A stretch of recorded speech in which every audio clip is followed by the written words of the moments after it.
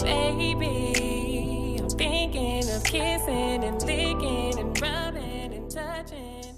I wanted to discuss this documentary because, number one, at the time I was 13 years old when this happened, and a lot of the residents that, were flooded out and had to go somewhere else to live, obviously, a lot of them came to my city in Texas. And I made like one close friend, this girl named was Hope, but I can't remember her last name. And she was only there for, a short period of time, so I didn't really get to know her like that, but she didn't have many friends. So me and her got kind of cool or whatever. So it was interesting to learn about somebody who went through that tragedy. It definitely went down in history for sure. So I wanted to talk about it. And then at the same time, it's, not too much, but this kind of situation makes you very nosy. And then that turns into curiosity, which then flips into knowledge. So, like I said, I like to learn about different things. So, here we go. These are the moments that touched me out of the whole documentary. There will be more to watch. I'm not finna give away the whole thing. I just want to talk about the people that kind of hit home for me. But also, I keep looking down because I have a whole new setup, y'all, and this is just amazing to me. Like, how this camera is coming through so clear. Like, on my laptop, it was giving very much circa 2002. This shit here is top notch, but I can't come fucking around. I feel like I'm gonna get ate up if I don't come the right way. Cause people can be mean on the internet. Jesus. So anywho, let's get into it.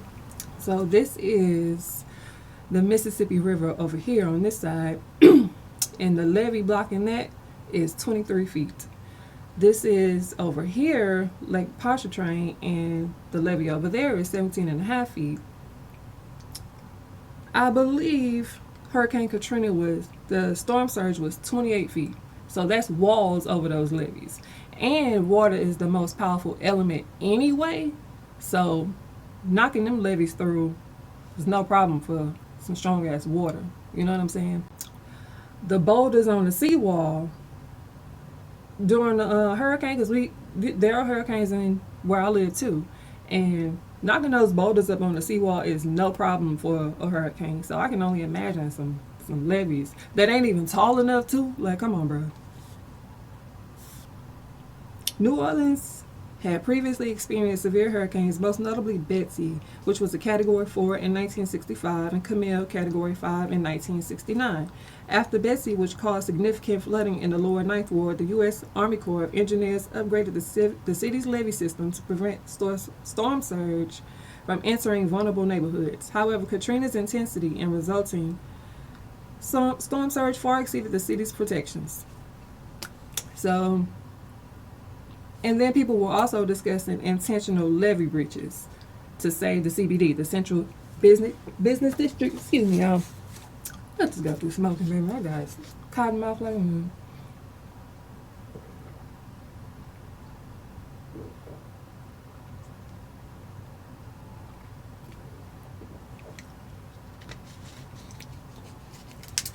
Woo!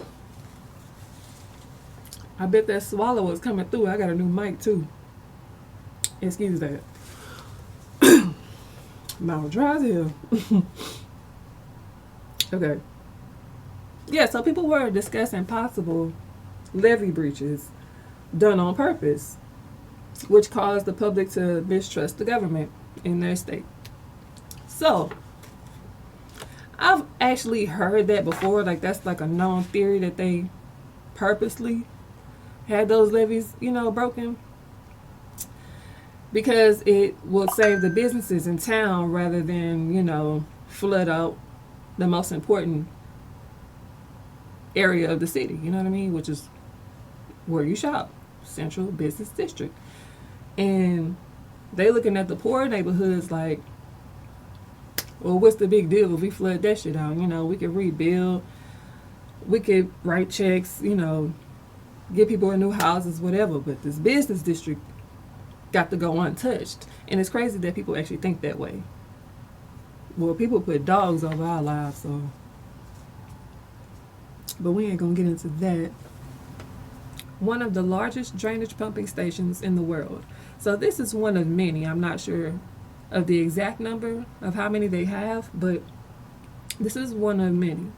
And the drainage pumping stations are for if the city floods, they can have an escape for the water to go back into, I can't remember if it's the Mississippi River or Lake Pontchartrain.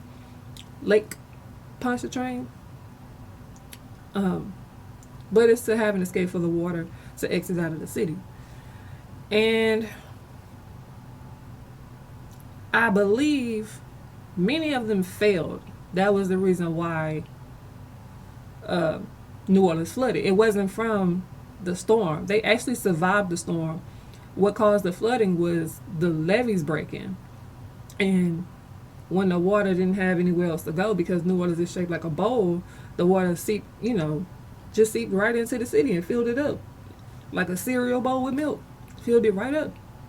I'm not trying to be funny, but that's, pretty much the way they say that it's shaped on the map that we saw. So, Graylin Banks, Mr. Vertical Evacuation is what I like to call him. He was very much so proud of his hometown, where he grew up. Mr. UPT himself, uptown baby, those was his words, not mine. Not mine. Not mine. Not mine. Okay. It's the setup for me. Okay, so yes, former director of safety and loss prevention at the Hyatt Regency Hotel, which sheltered 5,000 people during the storm. So that was his part of the documentary. He discussed how he had guessed and was worried about if the power went out, what would happen. His employees and other people were telling him, we'll worry about that. We'll cross that bridge when we get there, type of situation. They had to house these people. It was crazy to me, though. I don't know if I got this part confused. I think they charged everybody. And they know damn well people were going to this hotel for security. Vertical evacuation. They couldn't get out of town and they didn't want to stay at their own homes. So they would go to a extremely tall hotel, stay in the middle, and that is what they call vertical evacuation. And they would stay in the middle to avoid high winds as well. So you avoiding flood, you avoiding high winds. You in the middle, vertical evacuation, you in the clear, you safe. So it was 5,000 people in his hotel, and I don't know if I'm tripping, but I think he had all these people pay, and I think that's some bullshit. But anyway, at least they were safe in there, and that's what matters the most. Miss Leanne Williams, she was 14 at the time of the storm, and that's why I said that kind of thing hits me differently, because like I said, I went to school. Well, they came to my school, a lot of them, and I was 13 at the time when this happened. So meeting them face to face and hearing their stories about what they went through, it just hits on another level. That's what part of the reason why I wanted to discuss this documentary. So yeah, she said she was 14 at the time. She lived with her parents and younger siblings, and they, I believe, tried to get out of town, or wanted to get out of town, but couldn't afford it. So they ended up trying to ride it out in their house. And, of course, it ended up flooding, unfortunately. So they tried to get through the neighborhood, having to walk through water. And she had to carry one of her siblings. Like, y'all don't know, because when Hurricane Harvey hit, because I'm close to Houston, I was in Houston at the time, and I had to walk through water. That shit just puts you on another level mentally, having to go through something like that physically yourself. It's crazy to hear about it, but having to go through that yourself, it make you feel like, bitch, life is cold. Because how the fuck did I end up here? Excuse my language, but then we have Mr. Superdome, Shelton Shakespeare Alexander. So Shelton discussed how he was on his way or wanting to go to Baton Rouge, but he was afraid he was going to get caught up in the storm while on the road. And you hear a lot of people say that you don't want to be in that kind of situation. You have no idea. Your car flipped or flood. That's a real thing that happens all the time in Houston, and we hear about it often. Like even in the tropical storm, it easily happens, flooding in your car. So you don't want to risk that.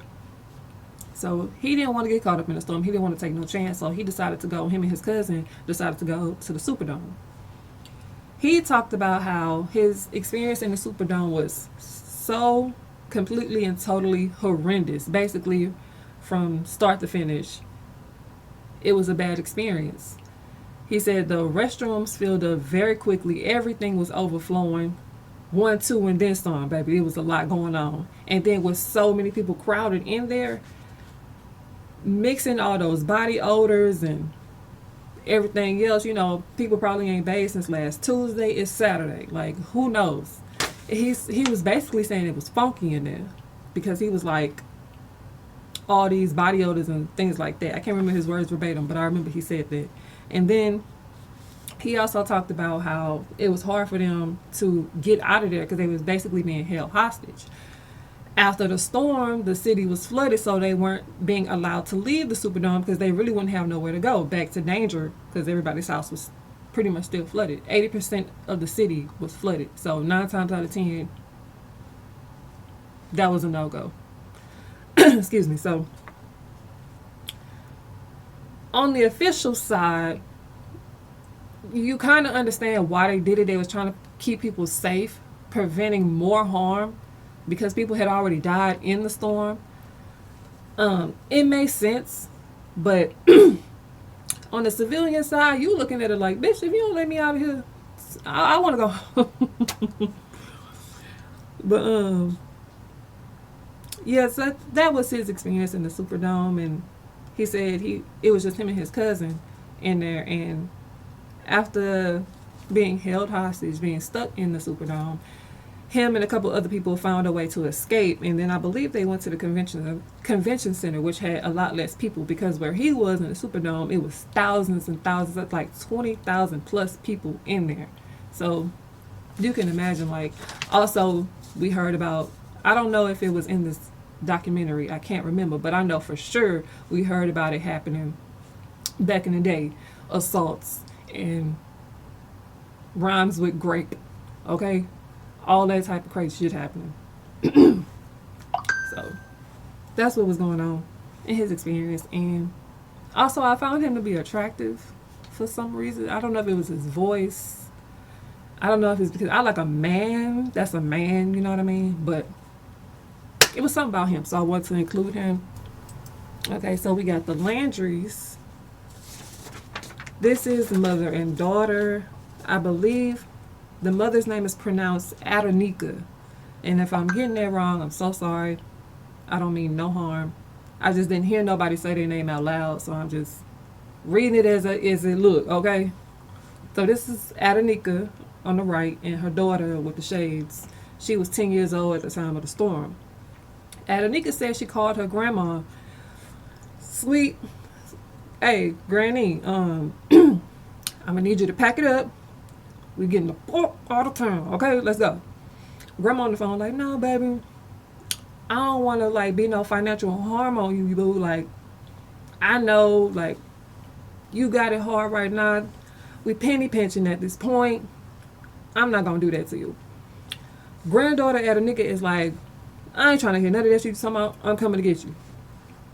I don't know what happened in between. They didn't go detail for detail, but they ended up leaving town, and the grandma and other family members stayed in town. So where they were, they found out that New Orleans had flooded in her grandmother's neighborhood, and she couldn't get in touch with nobody. She's calling, it's not going through. And her brother Greg was like also there with the grandma. Excuse me. And she was just so worried that she had already accepted the thought that they had died because she couldn't get through someone. Oh, excuse me, I need some water. So their story kind of touched me too. I can also relate because during Hurricane Harvey, I was stuck in Houston, and I didn't have the box for my charger. I only had the cord, and so I hid out in this, it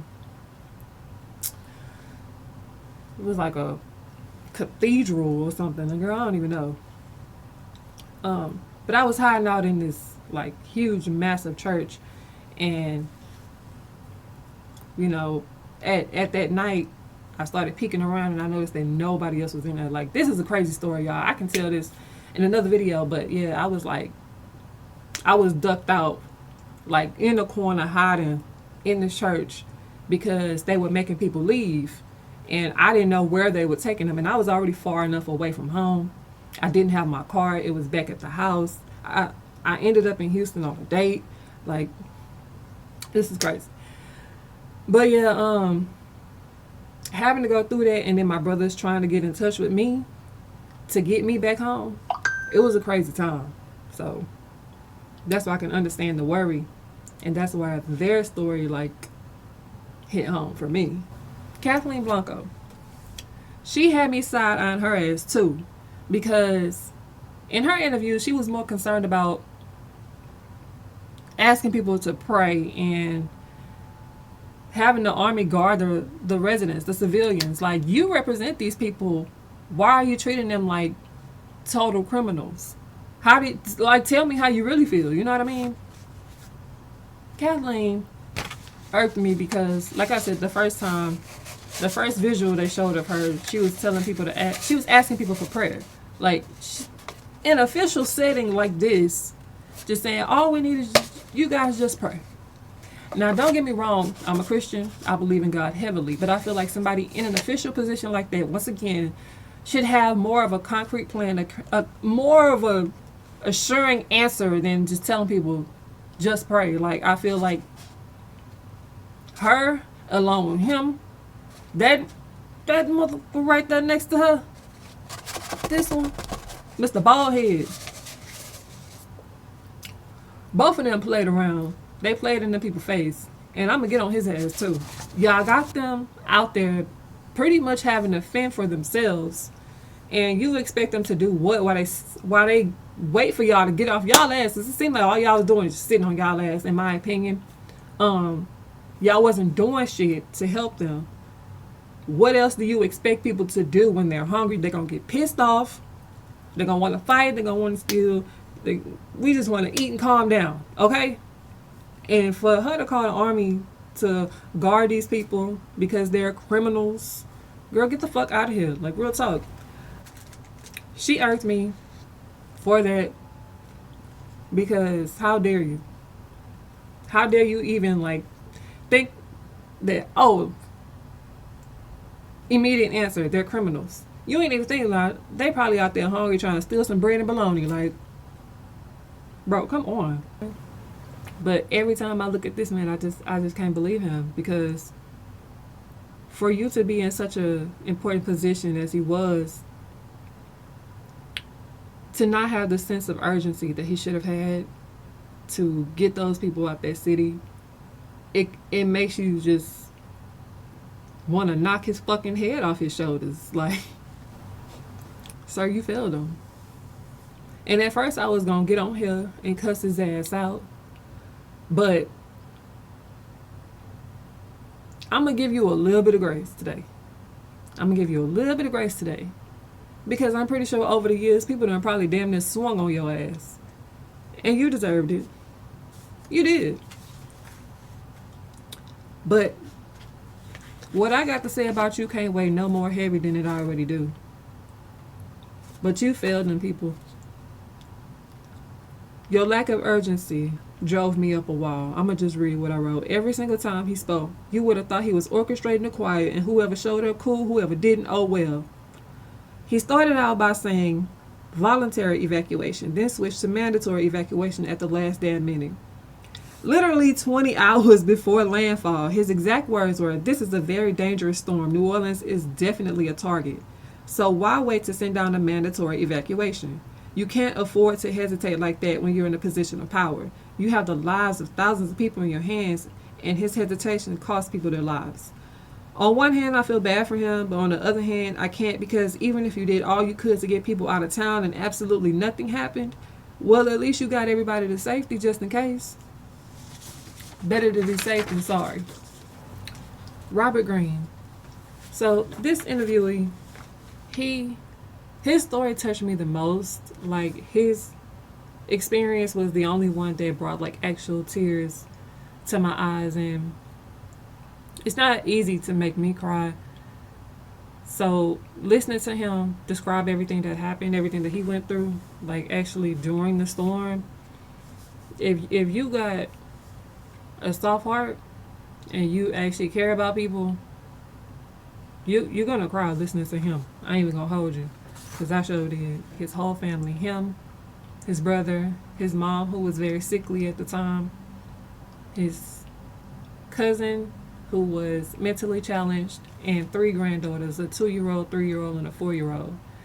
They ended up going to the Superdome like very early as they were setting it up, and they didn't have anything ready yet for citizens to come in. He was in a very long line, but he needed to get his mom, some care. So he asked the police officer, like, where can I take my mom? And she told him, excuse me, go around to the back. They have a area set up for, the sick and the elderly, I believe. So they ended up telling him it wasn't ready yet, so just come back later. But he said later didn't really happen. So they ended up going back home. And he was saying that, everybody was expecting the storm, but he had no idea his house was going to fill up with 25 feet of water. I'm talking about, that's like from the bottom to the actual ceiling, 25 feet. So him and his family, they went up to the attic in his house, and once they saw the water was still rising, excuse me, the brother ended up kicking a hole in the roof. So they had to pull everybody through. Him, his sickly mom, his mentally challenged cousin, and the 3 grandbabies, they all get up to the roof, and they're sitting up there. So at this point, they think they're safe, but the water starts to rise so high that it shifts the house from off its foundation. So now the boat is floating down the road like a boat on water, and it hits a pile of debris, and everybody is knocked into the water, trying to swim in this nasty, disgusting, dangerous water, and he's just trying to save his family. He gets his first little granddaughter back up on the roof. He turns around to get her 2 sisters. The little baby gets knocked into the water again. So after he get his 4-year-old up there, she wants to go save her little sister. So she dives in to go save her. And at this moment in his mind, he thinking he lost 2 granddaughters. So as he's getting his other family members, closer to him in his range, he can hear from a distance, Papa, Papa, like his granddaughter calling for him. And so she finds a way to swim back over towards them. Because like I said, she learned how to move in the bathtub. She learned how to move in water that way. She swam back close to them, got on top of a U-Haul, and they were trying to get on top of the U-Haul with her. And while trying to get up there with her, his mama lost her footing and got lost in the water, just like the little baby. So now he done lost a granddaughter and his mom. And just imagine, like, in the matter of moments, you losing 2 family members, and you feel so helpless because you got other family members in front of you, but you love them both, and you like, it's a heartbreaking situation. And to think, it's hard enough thinking you done lost one, a little baby, now your mom, and it's just, what made me cry was, like, imagine a 3-year-old baby trying to swim in that. Like, that was the moment that got me. Imagining that little child just suffering like that. That was terrible. And I play a lot, but that moment right there, just, I had to pause the TV on that one, get it out. I was definitely in here, you know what I'm saying, snotting and crying everywhere. So yeah, his story touched me the most, and I'm sure it did many others, because he ended up working with Brad Pitt later on, after the hurricane. Y'all will see that in the documentary as well. Russell L. Honore, Lieutenant General of the United States Army. That's why you need assholes like me, was the quote that kind of like, he kind of funny on the low. So I kind of took a liking to him. Not only for his personality, he gave me like, I get shit done. Like, that was the vibe I was getting from him. Because among the other officials, he was the only one that was actually the hero in the situation. He was making everybody, known of how bad it was in the city, because the evacuees at the Superdome, they were suffering. They didn't have any food and water for days. Restrooms were, like I said before, overflowing. It's assaults, possible grapes, things of that nature happening in there. And then it's hot. You can't take no shower. Like, anybody would be frustrated. And then this is thousands of people, 20,000 plus. So it was a lot going on in the Superdome, and he was the only one, trying to make a way for them to get out the city. He kept coming up with the plans, and President Bush even flew over the Superdome, and they took a picture of him looking disturbed, but that was about it. He ain't go down there, shake nobody's hand. He wasn't in the moment a man of the people. And they had that clip of Kanye West playing when he said President Bush doesn't care about black people. And at the time, I was a kid, but it was very much well known that people was agreeing with Kanye, like, because that's what it was given. Why did it take so long to send rescue and help evacuation, like food and fucking water? Like, excuse my language, sorry. That pissed me off. Ain't no telling how long they went without that. And then they had babies in there. That was what pissed me off. You literally watching these people lay on the floor fanning their babies because it's so damn hot in there. All that kind of stuff is just pissing me off, child. But yeah, that's why I took a liking to him. Miss Phyllis LeBlanc. She's all of me and I'm all of her. She was referenced to her mom because unfortunately her mom had died after this situation, I believe. It was the COVID shots she was discussing. But as far as the hurricane goes, she was one of the ones who wrote it out in the city. Her line was the title of the episode. We just gonna ride this shit out like we always do. We gonna be all right. The episode in Netflix, the first episode, that was the title, her quote. So you'll see that. Hopefully y'all watch, because it was actually very interesting. Her right here, she was very animated to me. She could cuss real good. I'm talking about, baby, she was one of them ones. You don't want to tussle with her. She kind of reminded me of Kaya, baby. She'll get you two and together, bitch. Two and together, okay? She didn't seem like one of the ones you want to play with. She'll cut you with her tongue, real talk. But she was discussing how she wrote it out.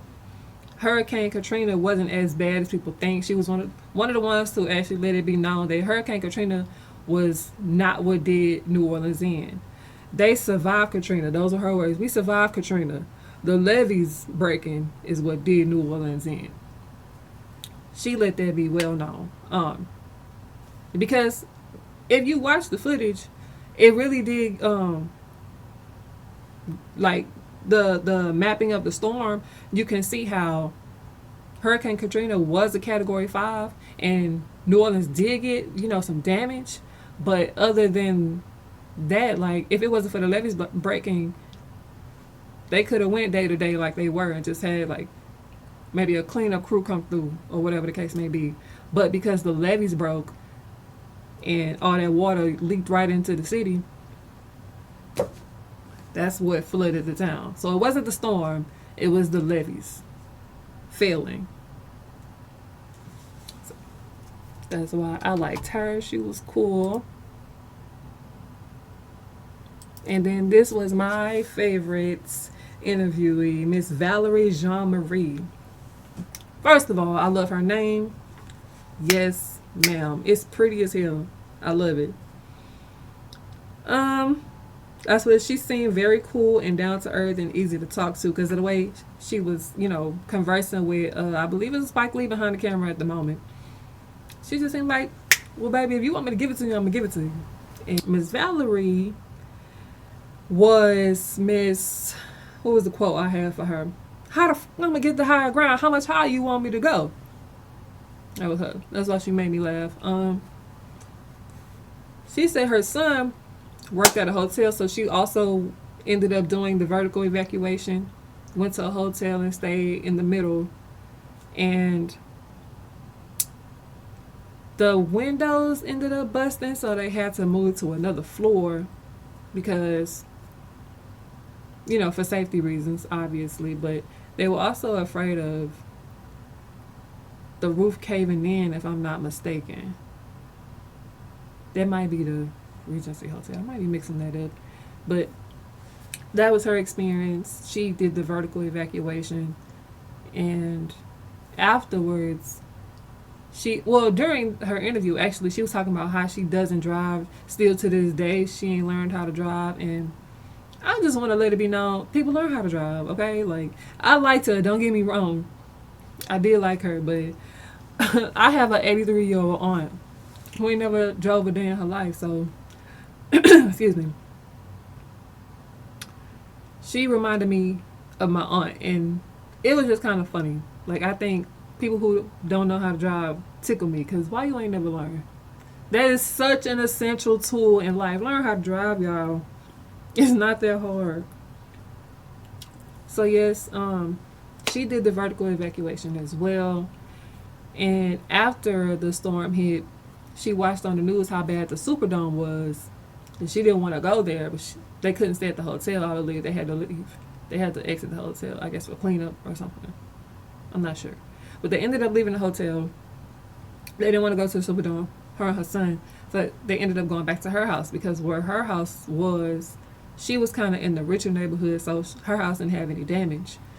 But, people still needed to get out of the city. So she was talking about how a helicopter was flying so close to her. It was like right at her neighbor's house. And she could see that instead of the helicopter rescuing her and her son, he went to go rescue the white man right next door. And it's like, you see, because she said her son was outside like waving the helicopter down. And she was like, they see us, but they're not here to rescue us. They went to go get. So a lot of people believe like a lot of racial profiling and discrimination was going on from the officials, which is very much so possible because you know how they do this. And she also discussed a tragic situation that happened in her life after the hurricane. I believe that for those of y'all who haven't watched it, because they also discussed a lot that was going on after the hurricane as well, not just getting people out of the city, but their lives after. That's pretty interesting. So yeah, that's all the notes that I have. This documentary was very interesting. Y'all should definitely watch it. Give it your time, give it your attention. It's always interesting to learn about other people's lives and experiences and perspectives. You don't want to just go off in life thinking you know it all, like hear other people out. Thank y'all for giving me your time and attention. I love y'all, appreciate y'all. Like I said, I have a whole new setup now. There's no way I can just let this sit here and not get back to this channel. So it might not be on the goofy shit I used to be on, because ain't shit funny these days. I definitely want to get back to recording and posting and putting out more music, so y'all stay tuned for that. I have story times and all these ideas I've been just holding on to, and now that I have an upgraded system, ain't no way I'm gonna just let it sit here and collect dust. So I will be putting out more videos, and I hope y'all will, you know what I'm saying, stay down for the ride. You know it's your girl.